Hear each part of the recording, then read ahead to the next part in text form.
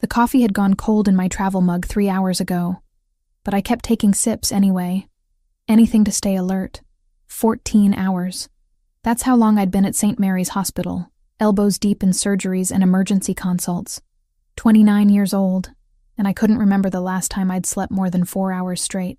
The exhaustion lived in my bones now, permanent as the thin scar on my left forearm from a scalpel accident during my residency. It was Tuesday night, nearly midnight, when I finally signed off on my last patient chart and grabbed my jacket from the staff lounge. The hospital always felt different at this hour. Quieter. The daytime chaos of gurneys rattling down hallways and overhead pages calling for doctors had faded into something almost peaceful. Almost. I pushed through the emergency exit doors into the October night. Boston cold hit my face immediately, that kind of damp chill that seeps through every layer you're wearing.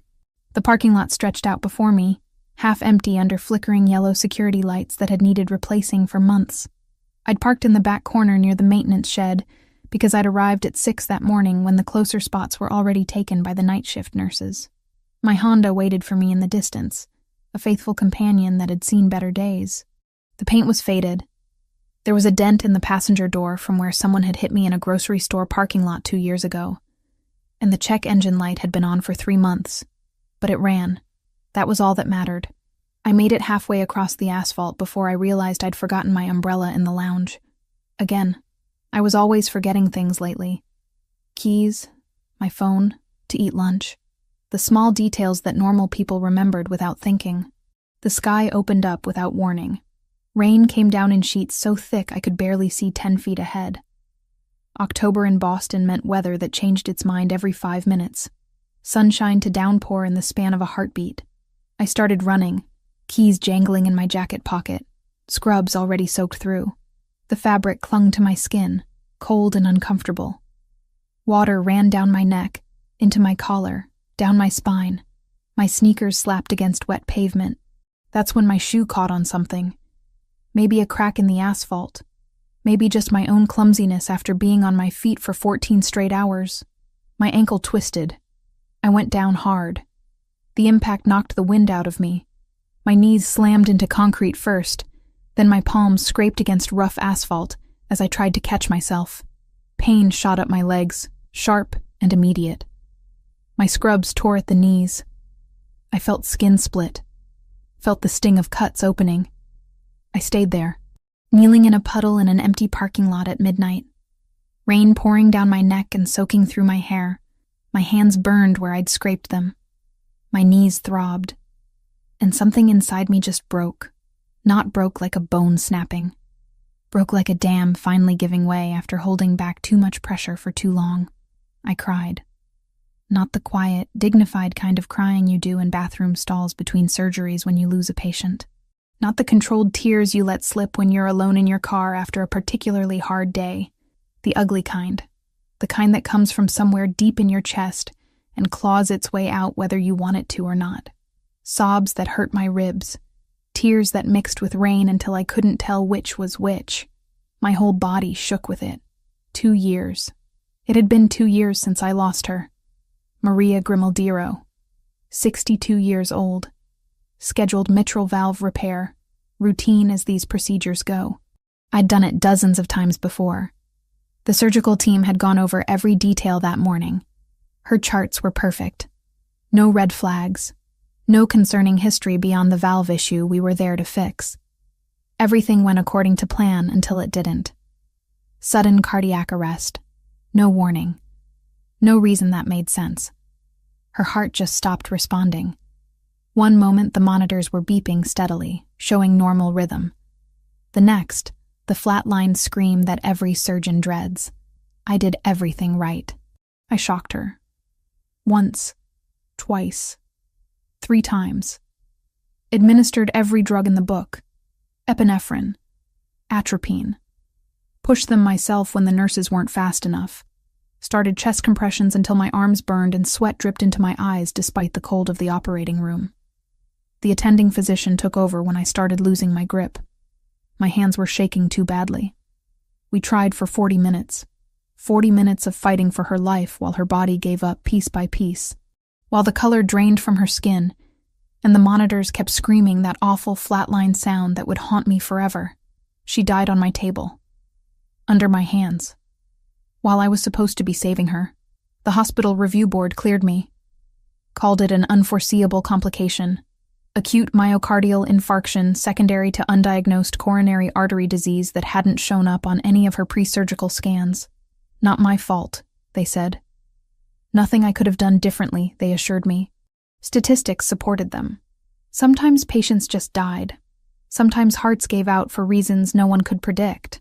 Sometimes the best surgeon in the world couldn't save someone whose time had simply come. But that didn't matter. None of the logic mattered. None of the statistics or review board findings or reassurances from colleagues changed the fundamental truth. I still saw her face every time I closed my eyes.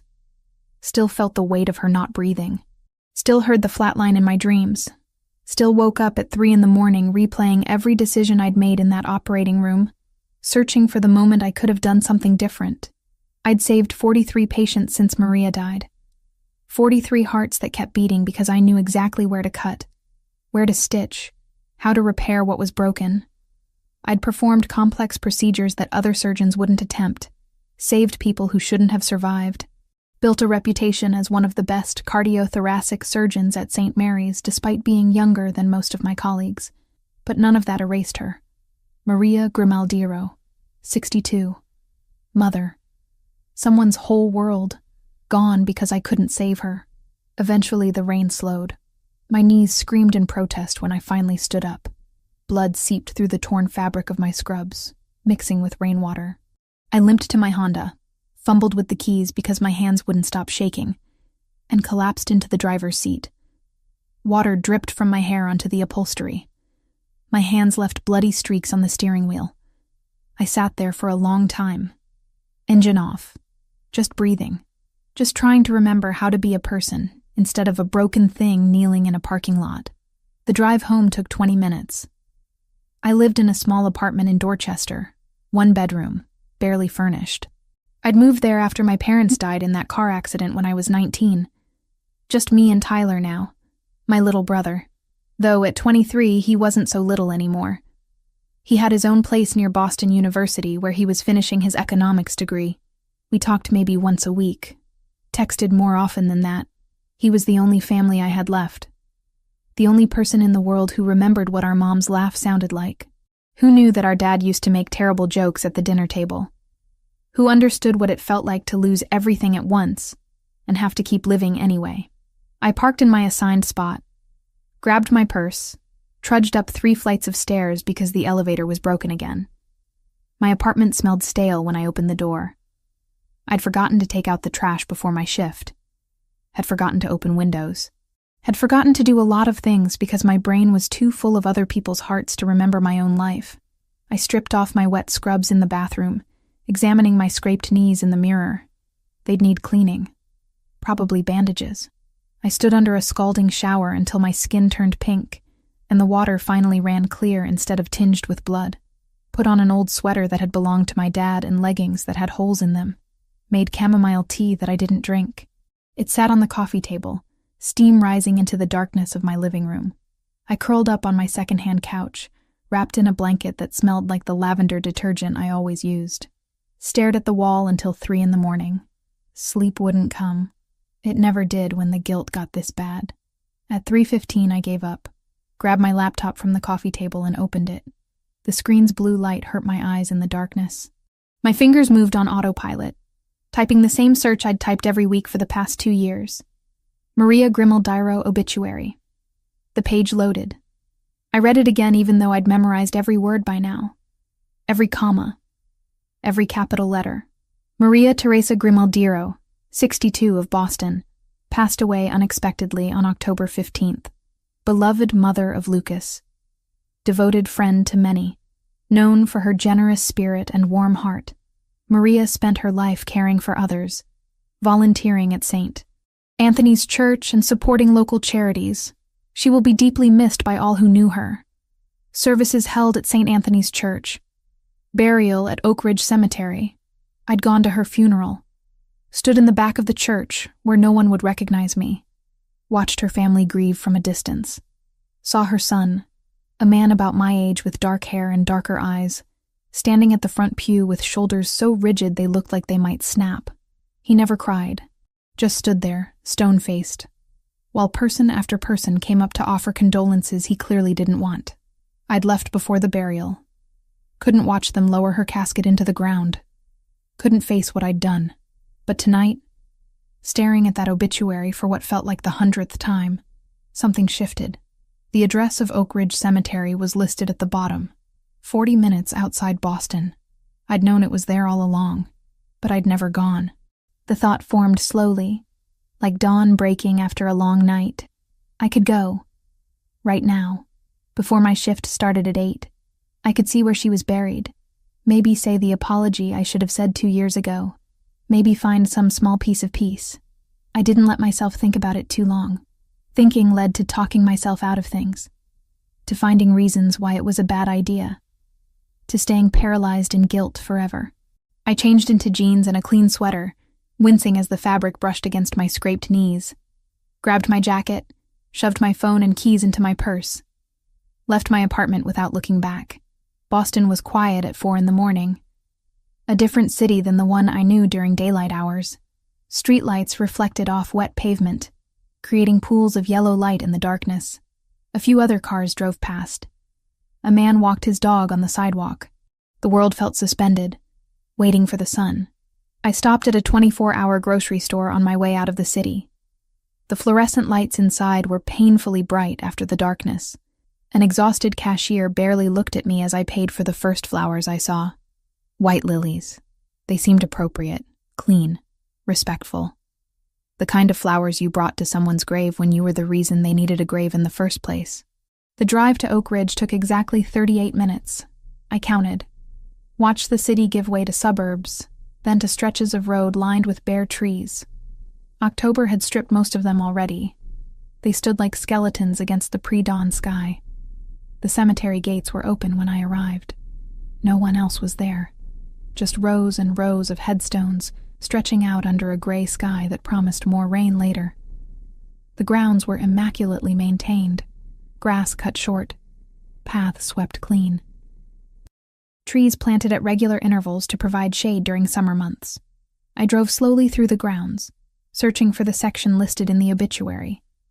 Found it near a cluster of old oak trees that gave the place its name. Parked my car and got out, clutching the lilies like they might disappear if I didn't hold on tight. Her headstone was black granite with gold lettering. Simple. Elegant. Maria Teresa Grimaldiro. Beloved mother. The dates of her birth and death. Nothing about how she died. Nothing about the surgeon who failed her. Nothing about the 40 minutes of chest compressions that weren't strong enough to bring her back. I knelt in the grass. It was wet and cold, soaking through my jeans immediately.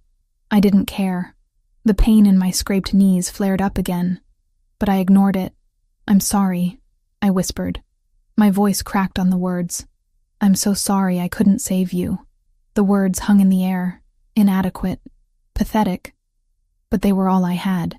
I pulled dead leaves away from the base of the headstone, arranged the lilies carefully in the bronze vase built into the stone, traced the letters of her name with my fingertips, feeling the grooves carved into granite. I don't know if you can hear me. I don't know if it matters, but I think about you every day. I've saved so many people since you died, 43, but none of them erase what happened. None of them bring you back, and I'm so tired of carrying this. I stayed there until the sun started to rise, until the sky turned from black to gray to pale orange at the edges, until my knees went numb and my hands were frozen and my tears had dried into salt tracks on my cheeks. When I finally stood to leave, something had loosened in my chest. Not forgiveness, not peace, but something close to it. The smallest bit of release, like a knot that had been pulled tight for 2 years had finally loosened just enough to let me breathe. I promised her I'd come back, that this wouldn't be the last time, that I'd keep her grave clean and bring her fresh flowers and make sure someone remembered her besides just the people who had known her in life. Then I drove back to the hospital and started another shift. Saved 3 lives that day. Went home. Slept for 5 hours without dreaming of flatlining monitors. After that first visit, I couldn't stay away. The peace I'd felt at Maria's grave, however fleeting, was the first relief I'd experienced in 2 years. Something about being there, speaking to her, apologizing out loud instead of just in my head at 3 a.m. It mattered. So I went back. Wednesday morning, 6 o'clock. Before my shift started at 8, I drove the 38 minutes to Oak Ridge Cemetery with fresh lilies in the passenger seat. The sun was just starting to rise, painting the sky in shades of pink and gold, beautiful in a way that made my chest ache.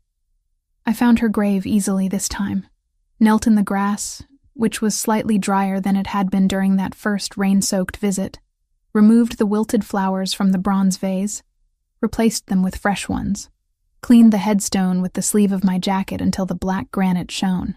I came back, I told her. My voice sounded small in the vastness of the cemetery. Like I promised. I stayed for 20 minutes, long enough to feel that same loosening in my chest. Then I drove to the hospital and performed 2 surgeries that day. Both patients survived. The following Wednesday, I went again. Same time. 6 a.m. This time I brought pink roses because the grocery store had run out of lilies. I told Maria about a particularly difficult surgery I'd done the day before. A 70-year-old man with triple bypass. He'd made it through. Would probably see his grandchildren graduate high school. I wish I could have done that for you, I whispered. Wish I could have given you more time. By the 3rd week, it had become something I needed. A ritual that grounded me. Every Wednesday at dawn, I'd wake before my alarm, shower quickly, grab coffee from the machine in my apartment building's lobby, and drive. The 40-minute commute became meditation. Time to breathe before the chaos of the hospital consumed me. I varied the flowers, white lilies, pink roses, yellow carnations. Once, purple irises because they reminded me of my mother's garden when I was a child. I'd clean the headstone, arrange the blooms, talk to Maria about my week, about patients I'd saved, about the ones I couldn't, about the exhaustion that never quite left my bones. It helped. More than I'd expected. The guilt didn't disappear, but it became something I could carry instead of something that crushed me. Megan Foster noticed the change first. We'd gone through surgical residency together, ended up at St. Mary's around the same time. She was an orthopedic surgeon, brilliant with bones and joints. We'd grab coffee in the hospital lounge between shifts, decompress together after particularly brutal days. It was during one of those coffee breaks, 3 weeks after I'd started visiting the cemetery, that she cornered me. Okay, what's going on with you? Megan set her mug down on the table between us, her dark eyes studying my face with the same intensity she probably used to examine x-rays. I looked up from my phone where I'd been reading through patient notes. What do you mean? You seem different. Less tense. You're actually sleeping, I can tell. The circles under your eyes aren't as dark. She leaned forward, elbows on the table. Did you start therapy? New medication? Find religion? I laughed despite myself. None of the above. Then what? Because whatever it is, keep doing it. You look more like yourself than you have in months. I wanted to tell her. Almost did. But how could I explain that I'd been visiting the grave of a patient I'd lost 2 years ago? That I'd turned it into a weekly ritual? It sounded obsessive. Maybe it was obsessive, but it was helping. So I wasn't about to stop. Just working on some stuff, I said vaguely. Trying to take better care of myself. Megan raised an eyebrow but didn't push. That was one thing I appreciated about her. She knew when to let things go. Well, whatever you're doing, it's working. You even smiled at that annoying attending yesterday. Thought I was hallucinating. Dr. Patterson is not that bad. He asked you to recheck sutures on a surgery you'd already done perfectly because he was bored and wanted something to critique. He's exactly that bad. She picked up her mug again, took a long sip. You coming to the fundraiser gala next month? The hospital's big donor event? Probably not. You know I hate those things. Come on, Hannah. Free food. Open bar. You can leave after an hour and no one will notice. I'll think about it. She gave me a knowing look that said she didn't believe me for a second, but let it drop. We finished our coffee, headed back to our respective departments. I had a valve replacement scheduled for 2 that afternoon. The 4th Wednesday, I brought white roses.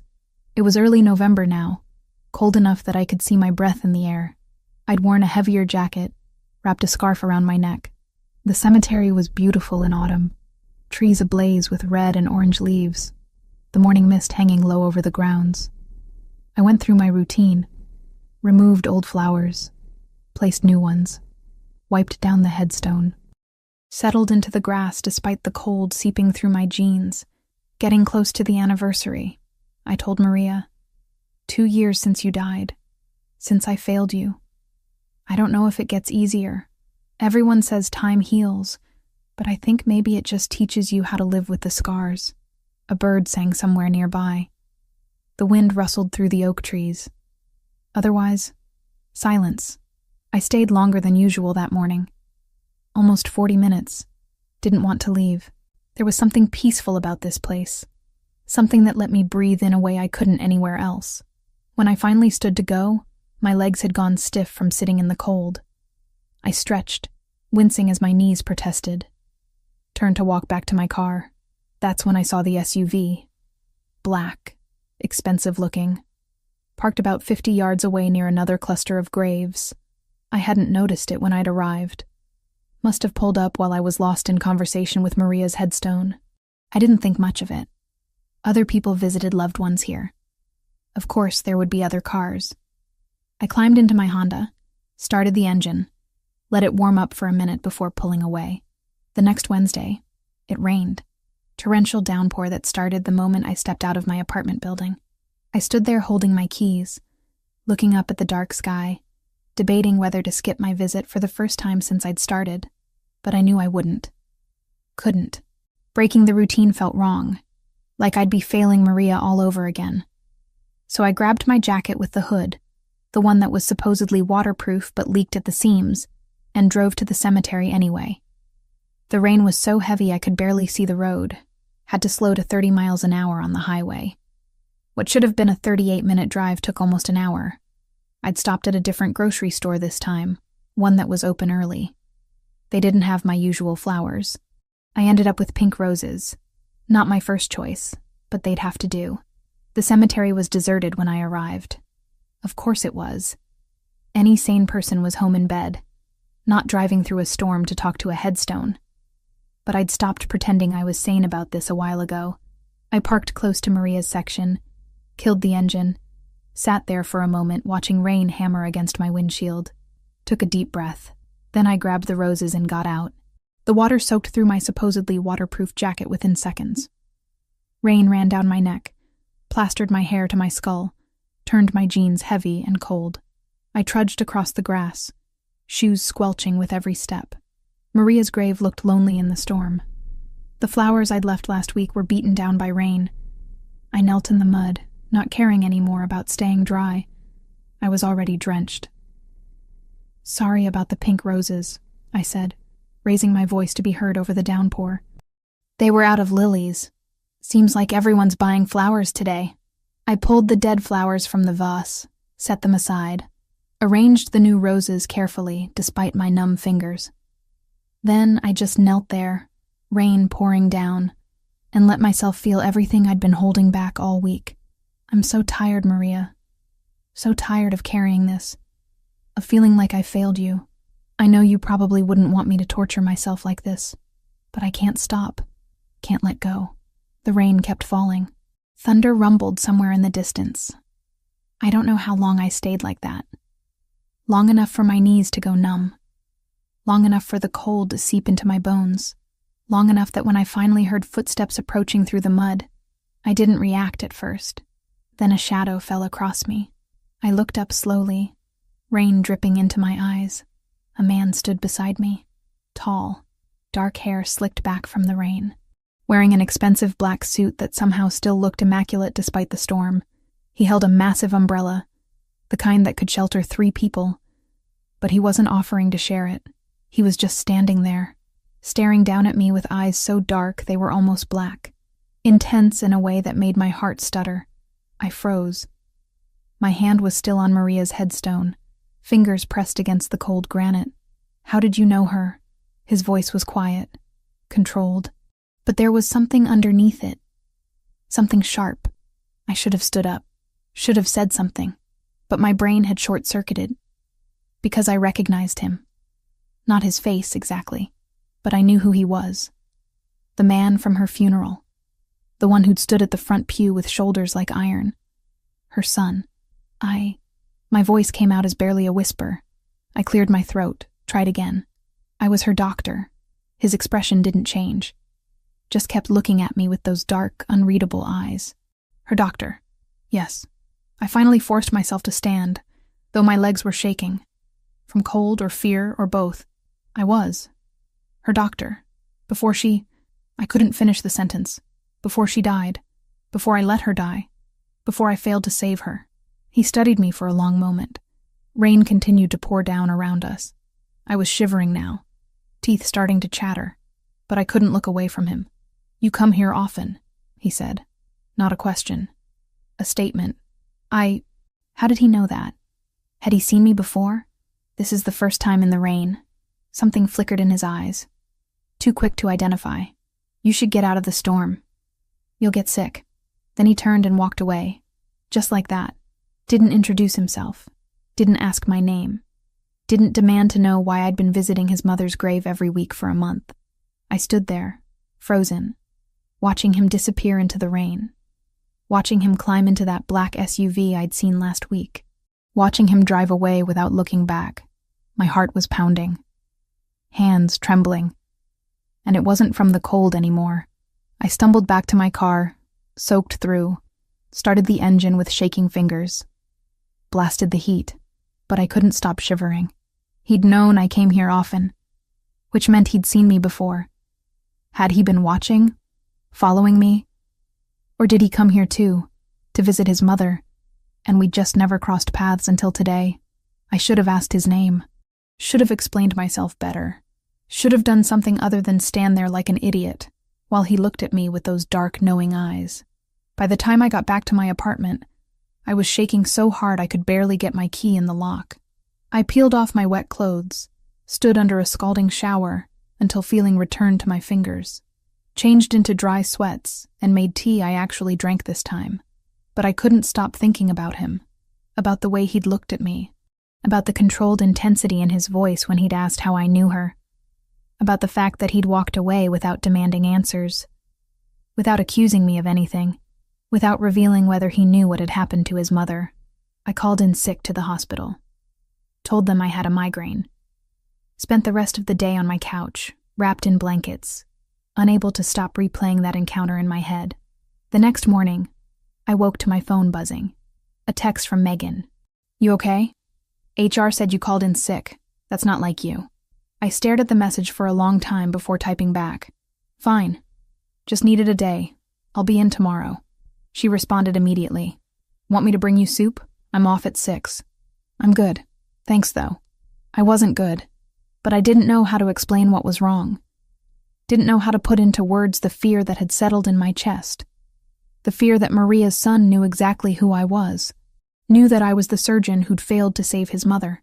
And that encounter in the rain wasn't random at all. I didn't go back to the cemetery the next Wednesday.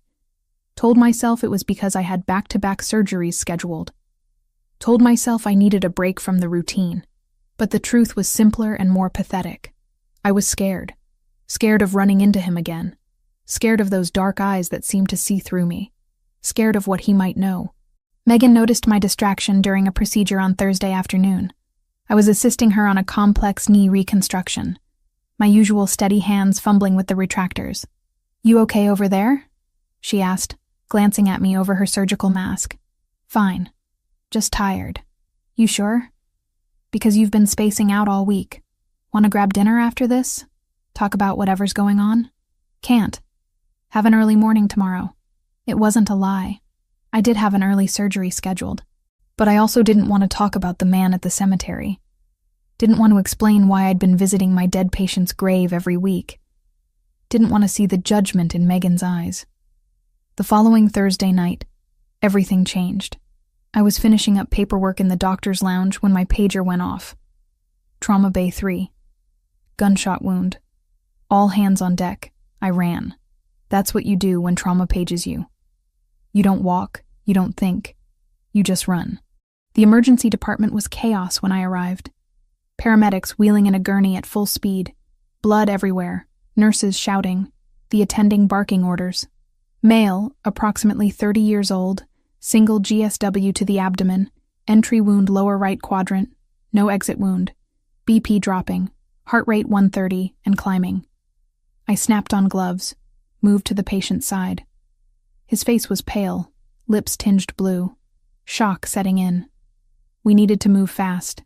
Get him to OR2, now. Page anesthesia. I need 4 units of O-negative standing by. The surgical team mobilized with practiced efficiency. Within minutes, we had him prepped and under. I made the incision, found the bullet lodged near his liver, carefully extracted it, repaired the damage, sutured bleeding vessels, worked for 3 hours straight until his vitals stabilized. He'd live. Barely. But he'd live. It wasn't until we'd moved him to the ICU that I looked at his chart. Anthony Pellegrini. 32 years old. No listed next of kin. And a police officer stationed outside his room asking questions about gang affiliations. My stomach dropped. I knew that name meant something. Knew it was connected to organized crime. But I'd done my job. Saved his life. That's what I did. I didn't judge. Didn't ask questions. I just operated. 3 days later, Anthony was stable enough to be moved to a regular room, though still under police custody. I checked on him during rounds, keeping my visits brief and professional. He was healing well. Would probably be discharged within a week. That afternoon, I finished my last surgery around 4. Exhausted, hungry, wanting nothing more than to go home and sleep. I trudged to the parking lot, keys already in hand. That's when I saw it. The black SUV, parked right next to my Honda. The same one from the cemetery. My heart stopped. Then started pounding double time. I slowed my pace, debating whether to turn around and go back inside, call security, do something other than walk straight toward the vehicle I knew belonged to him. But then the driver's side door opened. He stepped out. Same expensive suit, same dark eyes, same presence that made the air feel heavier. "Dr. Collins," he said. Not a question. He knew my name. I froze 5 feet away from my car.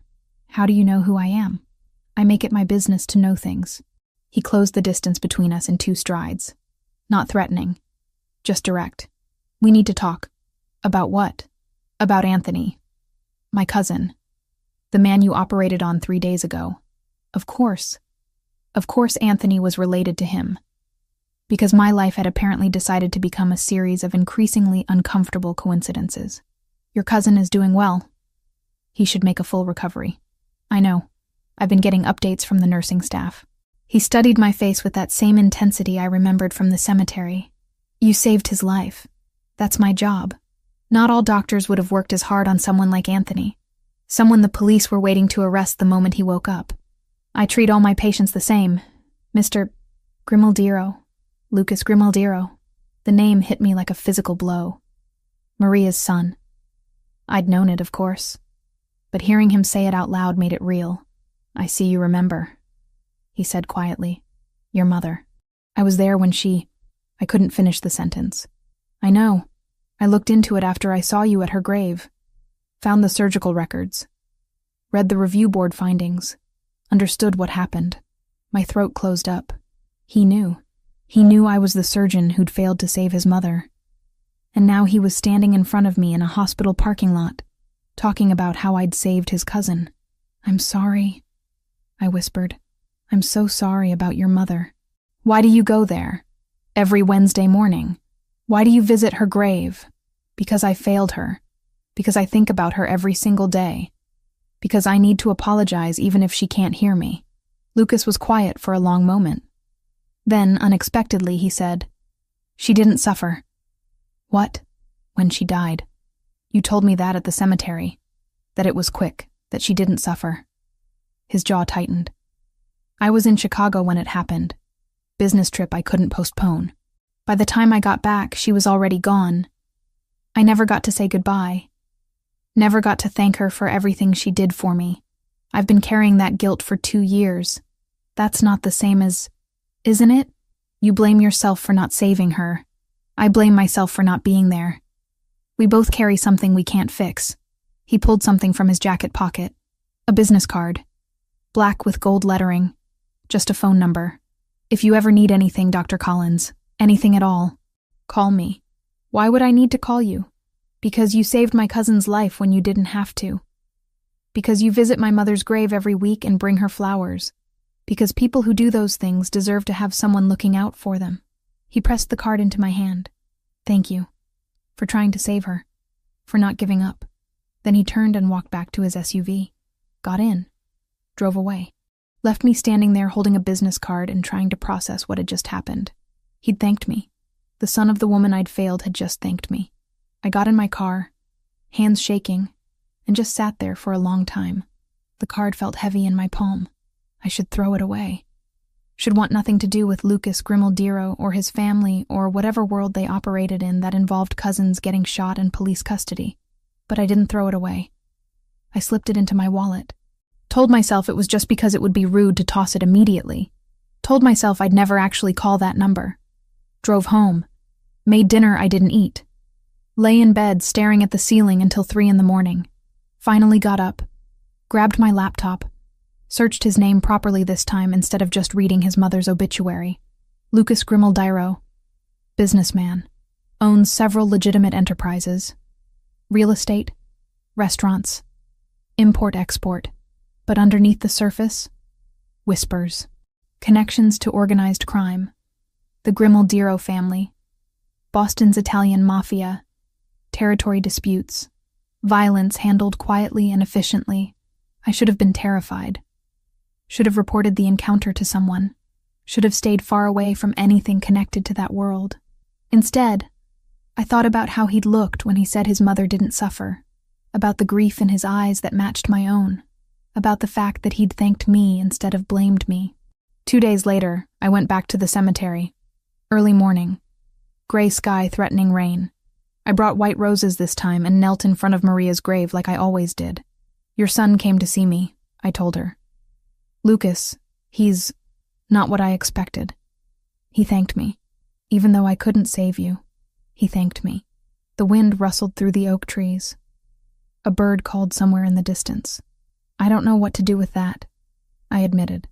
Don't know what any of this means. But I wanted you to know, your son is a good man, despite everything else. He's good. I stayed for 20 minutes, then drove to the hospital and started another day of surgeries. Saved 2 lives, lost none. The card stayed in my wallet. I didn't call, but I didn't throw it away either. Lucas called me 2 days later. I was in the middle of reviewing post-operative reports when my cell phone rang. Unknown number. I almost didn't answer, but something made me pick up. Dr. Collins. It's Lucas Grimaldiro. His voice on the phone sounded different. Softer. Less guarded than it had been in the parking lot. Mr. Grimaldiro. I set down my pen, heart already racing. Is something wrong with Anthony? Anthony's fine. Being discharged tomorrow, actually. Against medical advice, but that's his choice. A pause. I was calling to see if you'd have dinner with me. Tonight, if you're free. I should have said no. Should have made an excuse about being on call or too busy or literally anything else. But instead, I heard myself say, where? There's a restaurant in the North End. Bellinati. Do you know it? I can find it. 7 o'clock. I'll have a table reserved under my name. He hung up before I could change my mind. I sat there staring at my phone, wondering what I'd just agreed to. Megan cornered me in the lounge 20 minutes later. Okay, you've been weird all week and now you're smiling at your phone. What's going on? Nothing. Just a dinner. A dinner? She raised both eyebrows. With who? Someone I met recently. Hannah Collins has a date. Alert the media. She grinned. Good for you. When's the last time you went on an actual date? 2 years? It's not a date, just dinner. Right, just dinner with someone who makes you smile at your phone. She grabbed her coffee. Wear something nice. And text me when you get home so I know you're alive. I didn't tell her who the dinner was with. Didn't tell her anything else. Just finished my shift, went home, and stood in front of my closet for 20 minutes trying to decide what to wear. Eventually settled on black pants and a cream sweater. Simple, professional, not trying too hard. I left my hair down, put on minimal makeup, grabbed my jacket and keys. Bella Notte was tucked away on a quiet side street in Boston's North End, the city's Italian neighborhood. Small, elegant, the kind of place that didn't advertise because they didn't need to. The host greeted me at the door. "Dr. Collins, Mr. Grimaldiro is waiting for you." He led me through the main dining room to a private area in the back. Quieter, more intimate. Lucas stood when he saw me, buttoning his suit jacket in a gesture that seemed automatic. "Thank you for coming." "Thank you for inviting me." I sat in the chair he'd pulled out, feeling awkward. Out of place. This is a beautiful restaurant. My family owns it. Well, my aunt runs it. But the recipes are my mother's. He sat across from me, and for the first time I saw something other than intensity in his eyes. Softness. Grief. She used to cook here on weekends. Said it kept her connected to her roots. A waiter appeared with wine, poured 2 glasses without asking, then disappeared. Lucas raised his glass slightly. To my mother, and to the doctor who tried to save her. I didn't know what to say to that. So I just lifted my glass and took a sip. The wine was rich, smooth, probably expensive. "Tell me about her," I said quietly. "Your mother. Not as a patient, as a person." Lucas leaned back in his chair, wine glass cradled in one hand. She was stubborn. Refused to slow down even when her health started declining. Said she had too much to do. Too many people who needed her. He smiled slightly. She volunteered at the church, organized food drives for homeless shelters, made sure every kid in the neighborhood had Christmas presents. She sounds wonderful. She was the best person I knew. The only one who could make me feel human despite... He trailed off, seemed to reconsider his words. Despite the life I lead. What life is that exactly? One you probably shouldn't be part of, Dr. Collins. "Hannah. If we're having dinner, you can call me Hannah." "Hannah." He tested my name, the syllables careful on his tongue. "My family is complicated. Has been for generations. The legitimate businesses are real, the restaurant, the real estate holdings. But there are other enterprises. Ones I inherited when my father died 10 years ago. You're talking about organized crime. I'm talking about power. Territory. Obligations I can't walk away from even if I wanted to." His dark eyes met mine. "Which is why I shouldn't have asked you here. Why you should probably finish your wine and leave. But you did ask, and I came. So maybe tell me why." He was quiet for a long moment. The waiter returned with food I didn't remember ordering. Pasta with fresh herbs. Bread that smelled like heaven. We both served ourselves in silence. "My mother talked about you," Lucas finally said. Not by name, but she mentioned the young female surgeon who was assigned to her case. Said you had kind eyes, that you explained everything carefully. Made her feel safe. My throat tightened. I wish I could have saved her. So do I. But that's not why you're here. He set down his fork. You come to her grave every week. Bring her flowers. Clean the headstone. You saved my cousin when you could have let him die on that operating table and no one would have questioned it. You don't judge. Don't demand anything. You just... care. Is that so unusual? In my world? Yes. He picked up his wine glass again. I haven't connected with anyone since she died. Haven't wanted to. But then I saw you kneeling in the rain talking to her grave and something shifted. Lucas, I don't know what you're expecting from this dinner, but I'm not expecting anything. Just wanted to share a meal with someone who understands what it's like to carry guilt you can't put down. His phone buzzed on the table. He glanced at it, frowned, silenced it. Tell me about your life, Hannah, outside the hospital. So I did. Told him about losing my parents when I was 19, about raising Tyler alongside finishing medical school, about the long hours and the exhaustion, and the way my entire identity had become wrapped up in saving people. We talked through dinner, then dessert, then coffee. The conversation flowed easier than it should have. He asked questions that showed he was actually listening, shared stories about his mother that made me laugh, mentioned his aunt who ran the restaurant. His cousin Anthony, who was apparently notorious for getting into trouble. He's been arrested 4 times. Lucas said with something that might have been affection. Never learns. But he's family. Family means everything to you. It's all I have left. When the check came, Lucas paid despite my protests. Walked me to my car like a gentleman from another era. The night air was cold, my breath visible. "Thank you for this," I said, fumbling with my keys. "For dinner. For talking about your mother. It helped. We should do it again. Next week. Same time. Lucas, I don't think... Just dinner. Nothing more. I promise."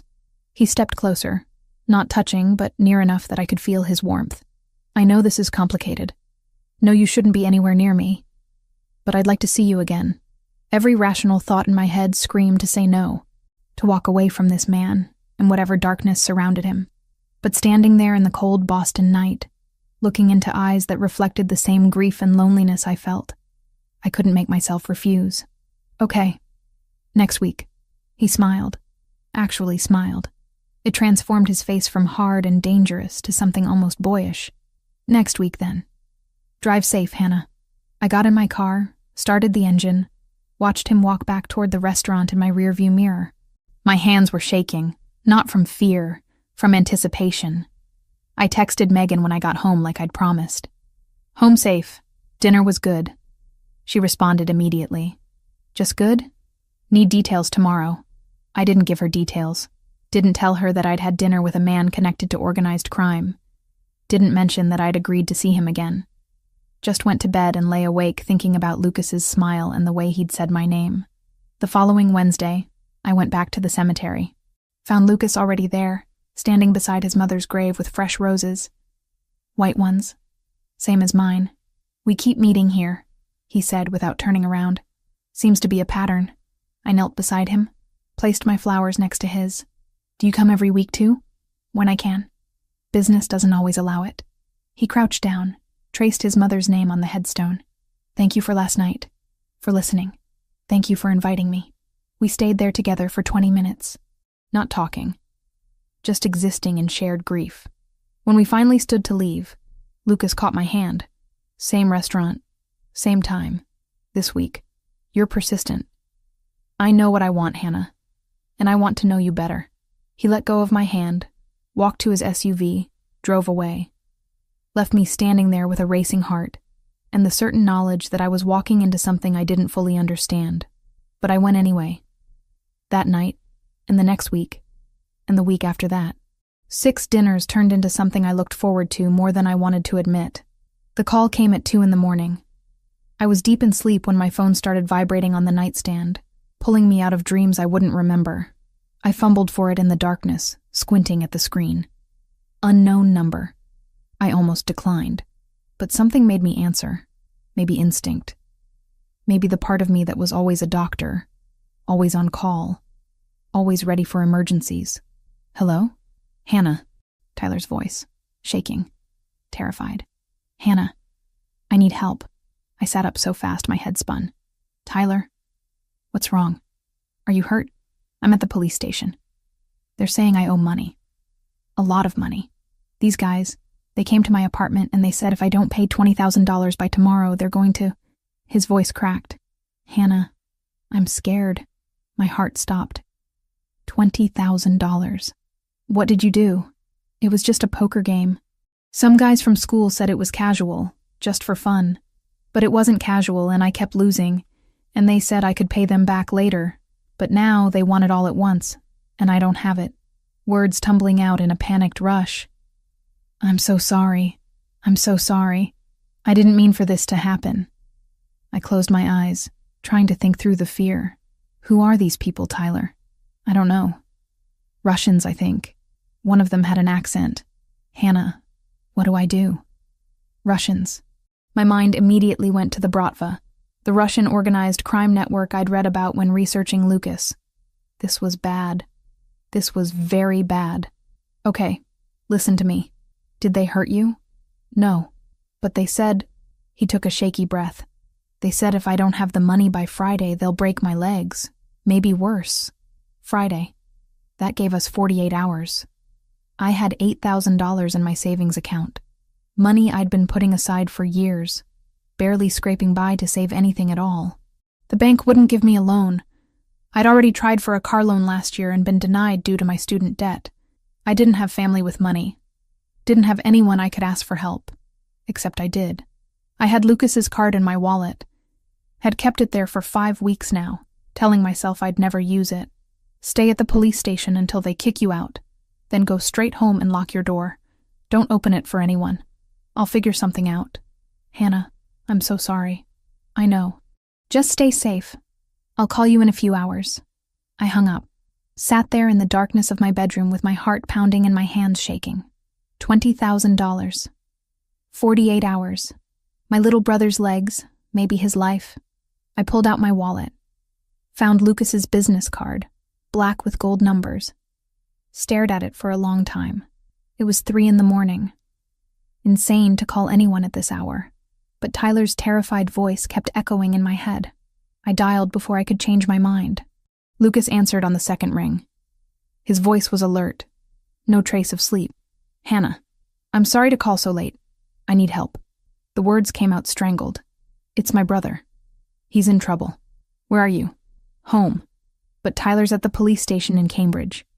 He got mixed up in a gambling debt with some Russians, and they're threatening to hurt him if he doesn't pay $20,000 by Friday. Silence on the other end.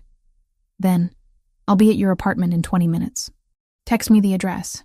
Lucas, I can't ask you to. You're not asking. I'm offering. Send me the address. He hung up. I sat there holding my phone, wondering what I'd just done. But Tyler's safety mattered more than my pride or my fear of owing Lucas Grimaldiro.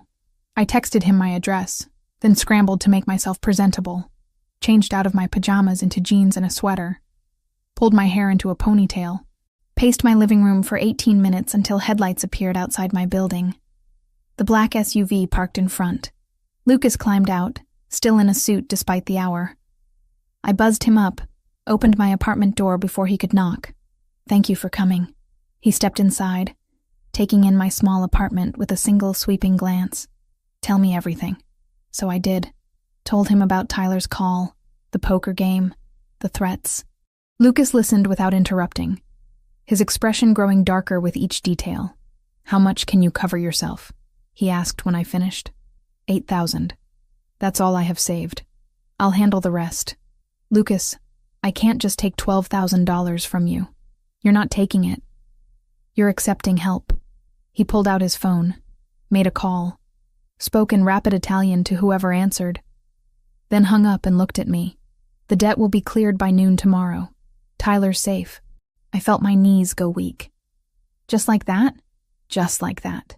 He moved closer, close enough that I could see the concern in his dark eyes. But Hannah, you need to understand something. These people don't forget. Even with the debt paid, your brother needs to stay away from any kind of gambling. Anything that could put him back on their radar. He will. I'll make sure of it. Good. Lucas hesitated, then reached out and tucked a strand of hair behind my ear. The gesture was so gentle it made my breath catch. You should have called me sooner. I didn't want to owe you anything. You don't owe me. This is what people who care about each other do. They help. His hand lingered near my face. But if it makes you feel better, we can call it even for you saving Anthony's life. This is worth way more than that surgery. To me, Anthony's life is priceless. So yes, we're even. He stepped back, professional distance returning. Get some sleep. Call your brother in the morning and tell him everything's handled. And Hannah? Yes? No more poker games. Make sure he understands that. I will. Thank you, Lucas. I don't know how to... You don't need to thank me. Just let me take you to dinner tomorrow night. Same place, same time. I nodded, too overwhelmed to speak. He left without another word, his footsteps echoing down the stairwell. I locked my door and collapsed onto my couch, shaking with relief and something else. Something that felt dangerously close to trust. I called Tyler at 7 a.m, told him the debt was cleared, that he was safe, that he needed to promise me he'd never gamble again.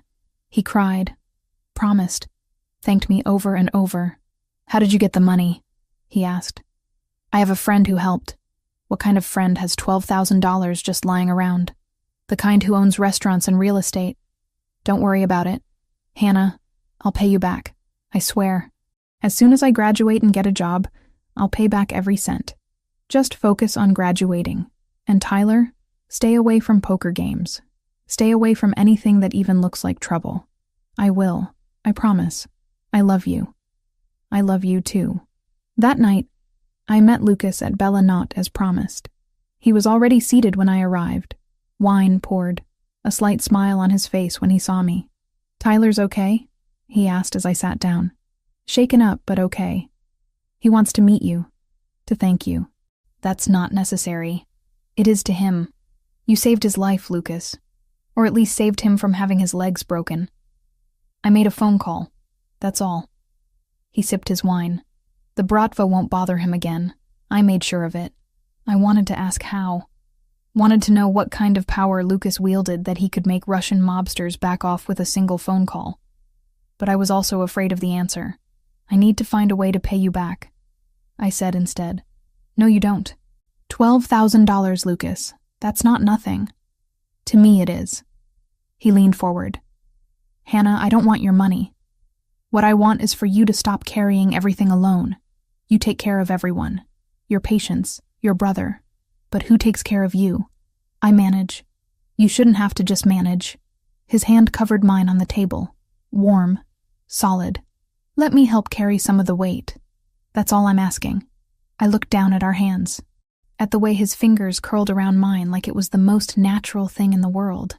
At some point in the past 5 weeks, this had stopped being just dinners with the son of a patient I'd lost. This had become something else. Something deeper and more complicated. I'm falling for you, I whispered. And I don't know if that's a good idea. Probably not. His thumb traced circles on my palm. But I'm falling for you too. Have been since I saw you kneeling in the rain at my mother's grave. Lucas, your world is dangerous. I'm a surgeon. I save lives. I don't know how to exist in a place where people get shot and debts are paid with threats. You don't have to exist in that world. I keep it separate. Always have. He squeezed my hand. But I won't lie to you, Hannah. Being with me comes with risks. People will know you're connected to me. That makes you a potential target. Then maybe we should stop this. Before it goes any further. Is that what you want? I looked into his eyes. Saw the same loneliness and grief I carried. Saw someone who understood loss in a way most people couldn't. Saw a man who'd dropped everything to help my brother in the middle of the night without asking for anything in return. No, I admitted. That's not what I want. Then let's stop overthinking this. Let's just be two people who found each other in a cemetery and decided that maybe grief doesn't have to be carried alone. We had dinner. Talked about everything except the debt and the danger. He told me about his aunt's upcoming birthday party. I told him about a particularly difficult surgery I had scheduled. We laughed about Anthony's terrible jokes, shared dessert, held hands across the table like teenagers. When he walked me to my car later, he pulled me close and kissed me for the first time. Gentle at first, then deeper. His hands cupped my face like I was something precious, something worth protecting. I'll keep you safe, he murmured against my lips. I promise. And despite every logical reason not to, I believed him. 5 weeks became 6, then 7. Our dinners continued twice a week. Wednesday mornings at the cemetery became something we shared, standing side by side in front of Maria's grave, sometimes talking, sometimes silent. I met his Aunt Rosa, who ran Bella Knott and squeezed my cheeks while declaring I was too skinny. Met more of his family at a birthday party where everyone spoke rapid Italian and no one asked what I did for a living. Megan finally cornered me about it during a particularly long surgery. We were 4 hours into a triple bypass, the patient stable, our hands moving in practice synchronization. So are you going to tell me about this mystery man you've been seeing for 2 months? She asked over the beeping monitors. There's nothing to tell. You're glowing, Hannah. You smile now. You actually took a personal day last week. That's not nothing. His name is Lucas. We met at a cemetery. He's complicated. Complicated how? His family is in the import-export business. Megan snorted. That's code for Mafia, isn't it? My hands paused for a fraction of a second. What makes you say that? Because I have eyes and a brain. The expensive restaurants. The way you're suddenly very vague about where you spend your time. The fact that your brother's gambling debt mysteriously disappeared. She glanced at me over her surgical mask. I'm not judging. I'm worried. You don't need to worry. Hannah, these people are dangerous. He's not dangerous. Not to me. How do you know? Because he held my hand when I couldn't sleep. Because he listened when I talked about Maria without judgment. Because when I'd shown up at his apartment one night after losing a patient, he just pulled me into his arms and let me cry without asking questions. I just do, I said. We finished the surgery in silence. The patient survived, would probably walk out of the hospital in a week. Another life saved. Another tally mark on my redemption scorecard. But that night, everything changed. I was leaving the hospital around 9 when Lucas called. His voice was different. Tense in a way I'd never heard before. Hannah, I need you to do something for me. Don't ask questions. Just do exactly what I say. My stomach dropped. What's wrong? There's been an incident. One of my men was shot. He can't go to a hospital without police getting involved. I need your help. Lucas, I can't perform surgery outside a hospital. That's illegal. I could lose my license. I know what I'm asking. And I wouldn't ask if there was any other option. His voice cracked slightly. It's my aunt's son, Rosa's boy. He's 19, Hannah. If he doesn't get help in the next hour, he's going to die. Rosa, the woman who'd called me too skinny and fed me until I couldn't move. Whose laugh filled Bellanata every night.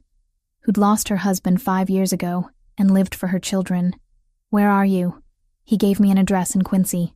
Bring whatever medical supplies you can carry. I'll have everything else you need. I hung up, stood in the parking lot trying to decide if I was about to throw away my entire career. My license. My ability to practice medicine. Everything I'd worked for since I was 19 years old and decided to become a doctor. But Rosa's face kept appearing in my mind. Her kindness. The way she'd welcomed me into their family without hesitation. I went back inside. Grabbed supplies from the emergency stockroom, filling a surgical kit with everything I might need for a gunshot wound.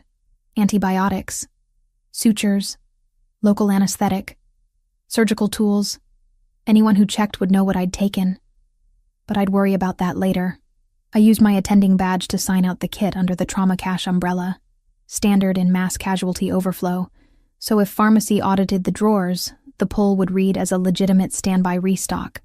It wouldn't fool a determined investigator forever, but it bought me time and kept the night shift from getting blindsided by missing instruments.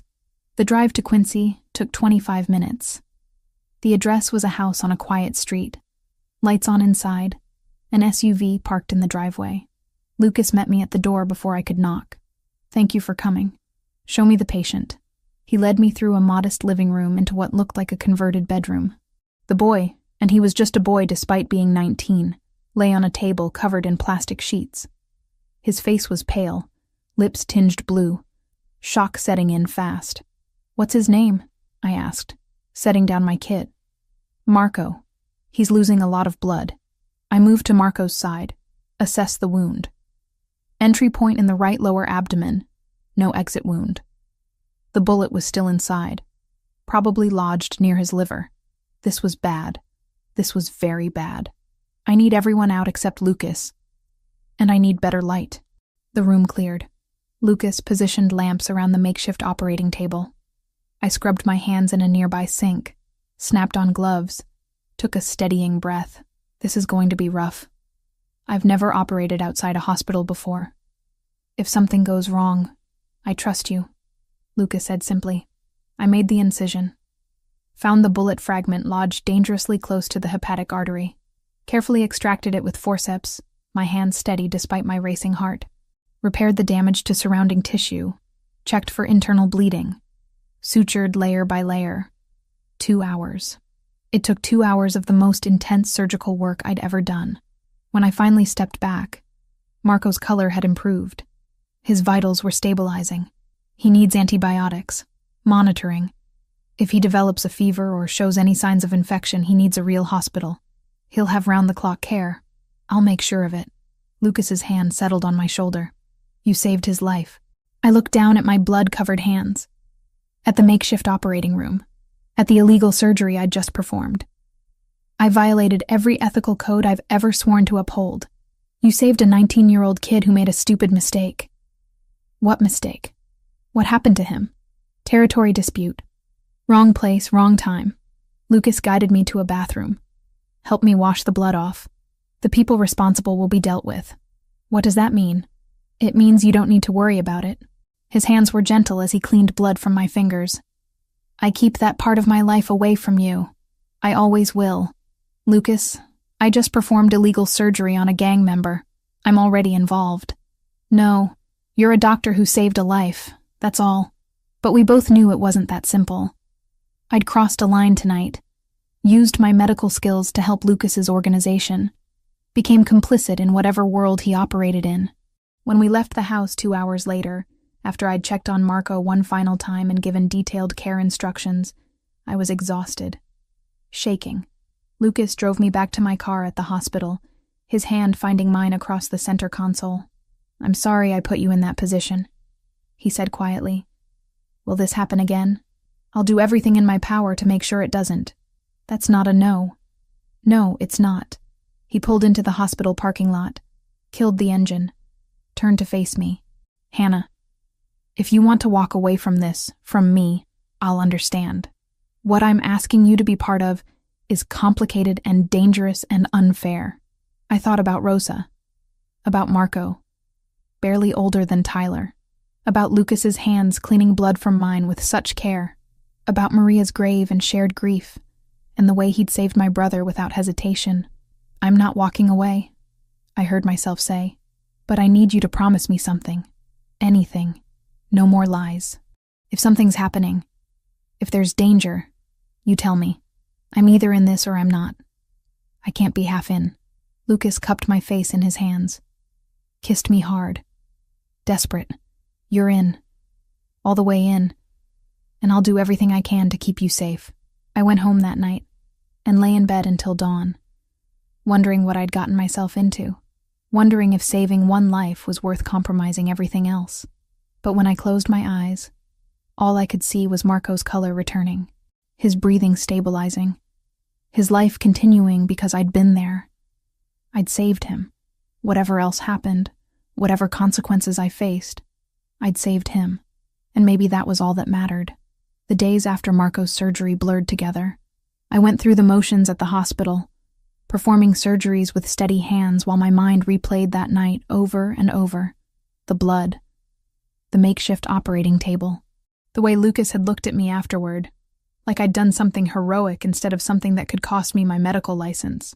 Megan's concerns echoed in my head constantly. She wasn't wrong. This was dangerous. But every time I thought about walking away, I remembered Lucas's face when he talked about his mother, the way he'd saved Tyler without hesitation, how he made me feel less alone in my grief. 3 days after Marco's surgery, Lucas showed up at my apartment with takeout from an Italian place I'd never heard of. Not Bella Nota this time. Somewhere quieter, more intimate. "How's Marco?" I asked as we settled onto my couch with containers of pasta. "Healing well, no infection.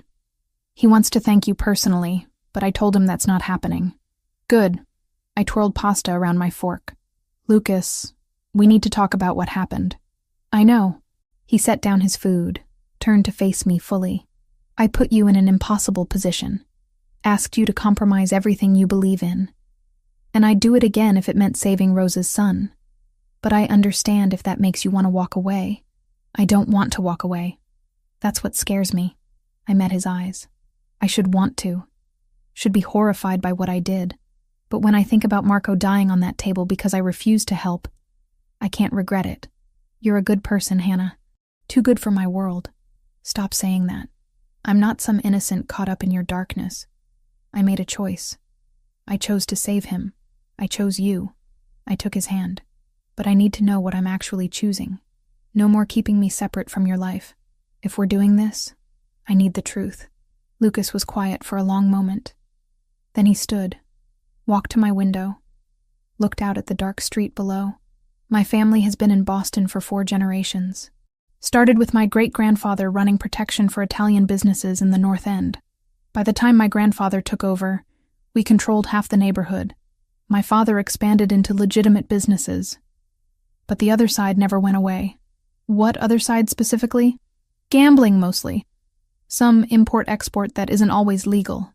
We don't deal drugs. Don't traffic people. Those are lines we don't cross. He turned back to face me. But we're still criminals, Hannah. We still hurt people who cross us. Still operate outside the law. And the shooting? Marco's shooting? Rival organization. Chinese triad called the Dragon Verde. They've been pushing into territory we've held for 20 years. There have been incidents. Marco was in the wrong place at the wrong time. Is it going to escalate? I'm trying to negotiate a settlement, but these things don't always end peacefully. His jaw tightened, which is why I need you to understand the risk. If you're with me, you become a target. Not immediately, not directly. But people will know you matter to me. That makes you vulnerable. What if I'm willing to take that risk? Why would you be? Because when I was with him, the guilt about Maria felt bearable. Because he looked at me like I was more than just a surgeon who'd failed someone. Because for the first time in 2 years, I felt like I might be able to breathe again. Because I'm falling in love with you. I said quietly, and I think you're falling in love with me too. Lucas crossed the room in 3 strides, pulled me up from the couch, kissed me like he was drowning, and I was air. When we finally broke apart, both breathing hard, he rested his forehead against mine. I'm completely in love with you. Have been since I saw you crying in the rain over my mother's grave. Then we figure it out. Together. He kissed me again. Slower this time. More careful. Like he was memorizing the shape of my mouth. We ended up in my bedroom. A tangle of limbs and whispered confessions. He told me about the scar on his shoulder from a fight when he was 16. I told him about the panic attacks I'd had after Maria died. We mapped each other's damage and decided it was beautiful anyway. The next few weeks fell into a pattern. I'd spend days at the hospital, nights with Lucas at his place or mine, Wednesday mornings at the cemetery, twice weekly dinners with his family. Tyler came to visit one weekend, met Lucas, pronounced him intense but okay, before pulling me aside to ask if I was sure I knew what I was doing. Not even a little bit, I admitted. But I'm doing it anyway. Just be careful, Hannah. You're the only family I have left. You too. No more gambling. Haven't touched a card since that night. Promise. But the peace didn't last. It never does in Lucas's world. I was finishing up paperwork after a long surgery when my phone rang. Lucas's name on the screen. I answered, smiling. Hey, I was just thinking about you. Hannah, listen to me very carefully. His voice was ice. You need to leave the hospital right now. Don't go to your car. Don't go home. There's a coffee shop 2 blocks west. Go there. My men will meet you. My blood turned cold. What's happening? The triad. They know about us. I have intel they're planning something. Could be nothing. Could be a threat against you to get to me. I'm not taking chances. Lucas, I can't just leave. I have patience. Hannah. His voice cracked slightly. Please, just do this. For me. I'd never heard him sound scared before. That more than anything made me move. I grabbed my jacket, told the charge nurse I had a family emergency, practically ran out of the hospital. The coffee shop was crowded. I found a table in the back, ordered something I didn't drink, waited. 20 minutes later, 2 men in dark suits appeared at my table. Dr. Collins. We're here to take you somewhere safe. I followed them to an SUV. Different from Lucas's, but the same general presence.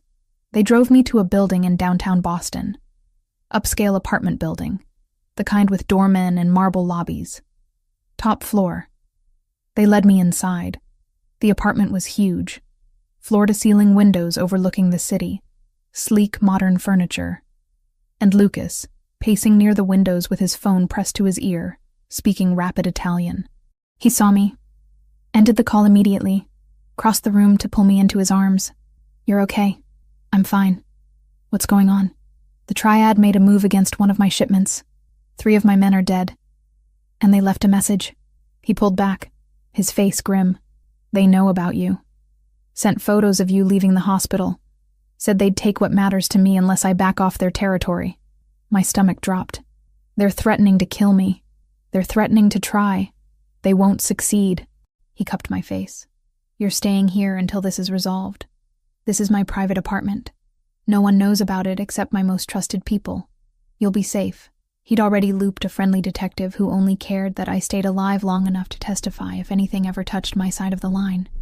No threats, no leverage. Just the pragmatic understanding that keeping me breathing served everyone. For how long? However long it takes. Lucas, I can't just disappear. I have surgeries scheduled, patients depending on me. I'll have Megan Foster notified. We'll say you had a family emergency. Needed to leave town for a week. You can't just upend my entire life. I can, and I will if it keeps you alive. Steel in his voice now. This is not negotiable, Hannah. You stay here, under guard, until the threat is eliminated. And how do you plan to eliminate it? His eyes went dark. However, I need to. I understood what he meant. He was going to kill them. The men threatening me would die, and Lucas would be the one to make it happen. How many? I whispered. How many what? How many people are you going to kill? As many as it takes. I should have been horrified, should have run screaming, but standing there in his arms, knowing these people wanted to hurt me, to hurt him, all I felt was grim acceptance. This was his world. This was the price of loving him. Promise me something, I said. Anything. Promise me you'll come back. That you won't die trying to protect me. I promise. He kissed my forehead. I'll always come back to you. He left 20 minutes later with 6 armed men. Left me in that glass tower with 2 guards stationed outside and instructions not to leave for any reason. I stood at the windows watching the city lights, wondering how many of those lights would go dark tonight because of me. The wait was torture. Hours stretched into an eternity. I called Tyler, told him I was fine but couldn't talk long. Tried to sleep, but couldn't. Just paced the apartment like a caged animal. My phone rang at 3 a.m. Lucas's name. It's done, he said. Exhaustion in every syllable. You're safe now. How many? Silence. Then, 7. The triad leadership is gone. The rest will fall in line or scatter. Either way, they won't come after you. 7 people dead. Because of me. Because I'd fallen in love with a man whose world solved problems with bullets. I'll be there in 20 minutes, Lucas said. Stay put. When he arrived, there was blood on his shirt. Not a lot. Just a spatter across the collar that he'd missed when cleaning up. He looked exhausted. Haunted. Like he'd aged 10 years in one night. I should have been afraid of him. Should have seen a killer. But all I saw was a man who'd done terrible things to keep me safe. Come here, I said. He came. Let me hold him. Let me clean the blood from his collar with a damp cloth. Let me be the thing that reminded him he was still human. I'm sorry, he whispered into my hair. I'm so sorry you're part of this now. I chose this. Chose you. I pulled back to look at him.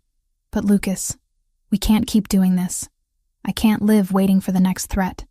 The next war. The next time you have to kill people to protect me. I know. I'm working on changing things. Making the business more legitimate. It takes time, but I'm trying. How much time? A year. Maybe 2. But I'll get us there. I promise. His hands framed my face. I'll build us a life where you don't have to be afraid.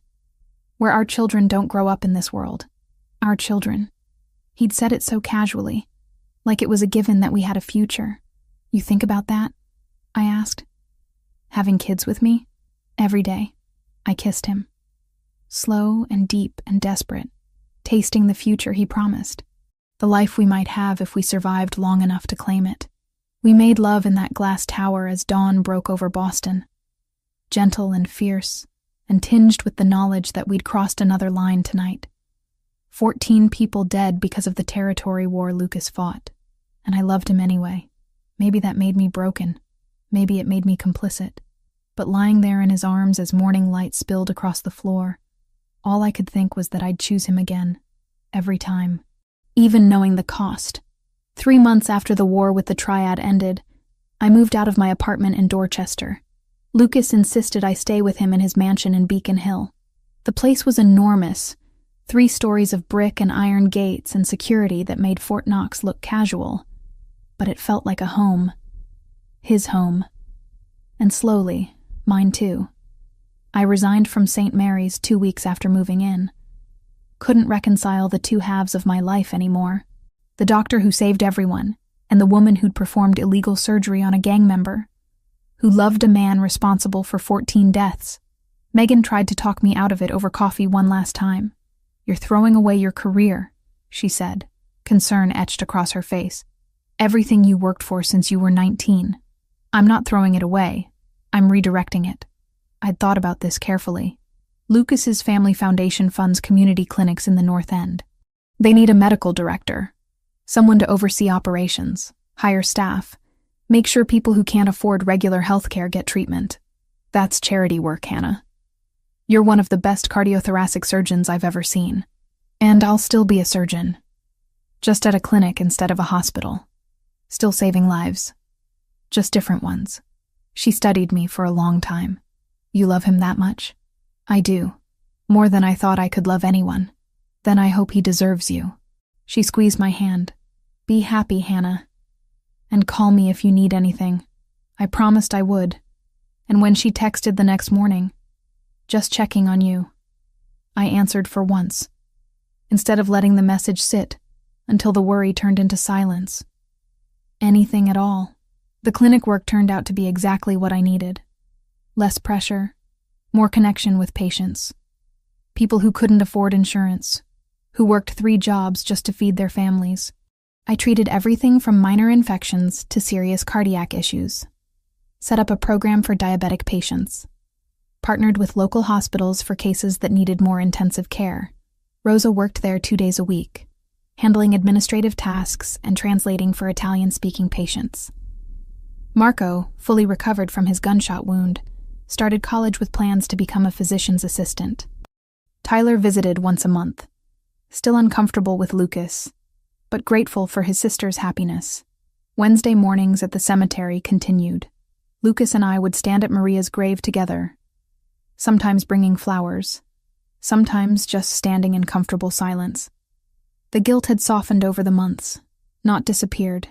It never would, but it no longer crushed me. One particular Wednesday in late March, unseasonably warm with cherry blossoms starting to bloom across Boston, we stood at Maria's grave longer than usual. Lucas had been quiet all morning, distracted in a way that wasn't like him. "My mother would have loved you," he said suddenly. "Would have welcomed you into the family with open arms. Probably would have started planning the wedding the moment she met you. I wish I could have known her. Really known her. Not just as a patient." She was stubborn, opinionated, had very specific ideas about how things should be done. He smiled slightly. "You remind me of her sometimes. The way you stand your ground. Don't let anyone push you around." Is that a compliment? It's an observation. And yes, a compliment. He turned to face me fully, taking both my hands in his. "Hannah, I know our relationship started in an unconventional way, that we've been through things most couples don't experience in a lifetime. But you've become everything to me. You make me want to be better. Make me believe I can be more than just the role I inherited." My heart started racing. "Lucas, what are you saying?" He dropped to one knee right there in front of his mother's grave, pulled a small velvet box from his jacket pocket, opened it to reveal a ring, simple and elegant. A single diamond that caught the morning light. "I'm saying that I love you more than I thought I was capable of loving anyone. That you saw the worst parts of my world and chose to stay anyway. That I want to spend the rest of my life making you as happy as you've made me." His voice was steady, but his hands trembled slightly. "Hannah Carter Collins, will you marry me?" Tears streamed down my face. I thought about the long path that had led us here, my failure to save his mother, the cemetery visits, the illegal surgery, the violence and danger, the way he'd saved Tyler without hesitation, how he looked at me like I was the only thing that mattered. "Yes," I whispered, then louder. "Yes, I'll marry you." He slipped the ring onto my finger, stood, pulled me into a kiss that tasted like promise and redemption. When we finally broke apart, both laughing and crying, I noticed fresh flowers on Maria's grave that hadn't been there when we arrived. White lilies, just like the ones I'd brought that very first time. "Did you do that?" I asked. "My Aunt Rosa. I told her I was proposing today. She wanted to make sure my mother was here for it in spirit." I looked down at the flowers, at the grave of the woman whose death had brought us together. "Thank you, Maria," I said quietly, "for everything, for raising him right, for somehow bringing us together. I'll take care of him. I promise." Lucas's arms came around me from behind, his chin resting on my shoulder. "She knows. Somehow, I think she's been orchestrating this from the beginning." We stayed like that for a long time. Then we drove back to the mansion and called everyone we knew. Rosa cried and immediately started planning the wedding. Anthony congratulated Lucas and made inappropriate jokes about bachelor parties. Tyler flew in from a conference to meet us for dinner, shook Lucas's hand, and told him not to screw this up. The wedding happened 4 months later in a small church in the North End, the same one where Maria's funeral had been held. It felt right, like we were closing one chapter and opening another in the same sacred space. I wore a simple white dress. Lucas wore a black suit that made him look like a movie star. Rosa cried through the entire ceremony. Tyler walked me down the aisle with tears in his eyes. Megan stood as my maid of honor, still slightly worried but supportive. When the priest asked if I took Lucas Grimaldiro to be my husband, in sickness and health, for richer or poorer, I looked into those dark eyes that had seen so much pain and said, "I do," without hesitation. And when he kissed me as his wife, the church erupted in applause. The reception was at Bella Nota, the entire restaurant reserved for family and close friends. There was Italian food that could feed an army, wine that flowed endlessly, music and dancing until 2 a.m. Lucas's aunt danced with him, whispering something in Italian that made him laugh. Tyler got drunk and gave an embarrassing speech about how I'd always been too serious, and it was good to see me happy. At the end of the night, Lucas and I stood on the restaurant's back terrace, looking out at the Boston skyline. His jacket was draped over my shoulders against the chill. "Any regrets?" he asked quietly. "Not a single one." "You?" "Only that my mother isn't here to see this." He pulled me closer. "But I think she'd approve. Think she'd be happy that we found each other." "I know she would be." I rested my head on his shoulder. "Lucas, there's something I need to tell you." "That sounds ominous." "It's not. At least I hope it's not." I took a deep breath. "I'm pregnant. 6 weeks. I found out 3 days ago." He went completely still. Then he spun me around, hands on my shoulders, eyes wide. "You're pregnant? We're having a baby?" "We're having a baby." The joy on his face was indescribable. He picked me up, spun me around, kissed me hard. "We're having a baby," he repeated, like he couldn't quite believe it. "Are you happy?" "Happy doesn't even begin to cover it." He set me down gently, one hand moving to rest on my still flat stomach. "A baby. Our baby. I know the timing isn't perfect.